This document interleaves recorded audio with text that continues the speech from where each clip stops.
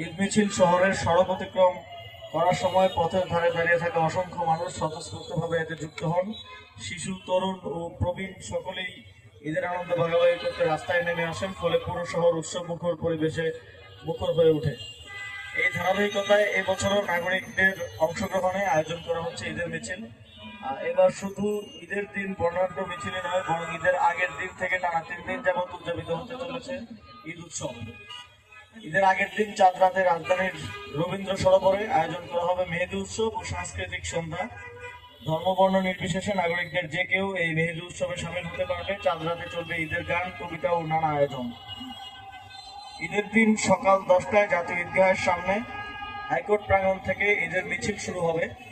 ঈদের নামাজের পর রাজধানীর বিভিন্ন পাড়া মহল্লা থেকে নাগরিক উদ্যোগে ঝটিকা মিছিল নিয়ে 10টার আগেই সবাই জড়ো হবে।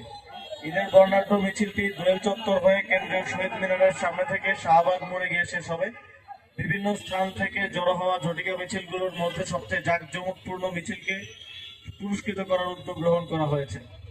ঈদের মিছিলে ঐতিহ্য অনুযায়ী থাকবে বিভিন্ন ঐতিহাসিক চরিত্রের উপস্থিতি, প্লেকার্ড, হাতি ও ঘোড়ার গাড়ি ইত্যাদি। ঈদের পরদিন ঐতিহাসিক সোহরাওয়ার্দী উদ্যানে আয়োজন করা হবে ঘুড়ি উৎসবের।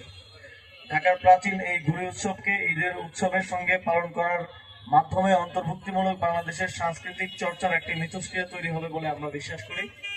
এই আয়োজনের বাস্তবায়নের জন্য একটি বাস্তবায়ন কমিটি গঠন করা হয়েছে এবং কার্যক্রম পরিচালনার লক্ষ্যে কয়েকটি উপকমিটিও গঠন করা হয়েছে। শিশু কিশোরদের আগ্রহী করতে ঈদের মিছিলের বড় একটি অংশ জুড়েই থাকবে কিডস জোন। শত বছরের ঐতিহ্যপূর্ণ এই ঈদ উৎসবে ব্যাপক উপস্থিতির প্রত্যাশা করা হচ্ছে।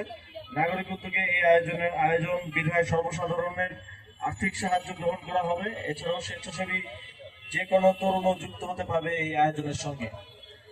আমাদের আপনারা জানেন যে ঈদ মিছিল এই অঞ্চলের একটি ঐতিহ্য এবং প্রায় 500 বছর আগে নিয়মিত এই ঈদ মিছিল আয়োজিত হতো এবং এর মাঝেও বিভিন্ন সময় বিচ্ছিন্নভাবে এই ঈদ মিছিল আয়োজিত হয়েছে।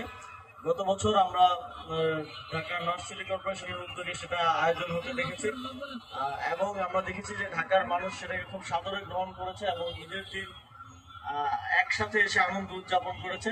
এবারে আমরা সেই সুযোগটা তৈরি করতে চাই এবং সেই জন্যই আমরা ঢাকার নাগরিক উদ্যোগে এবার ঈদ মিছিলটা আয়োজন করতে চাচ্ছি।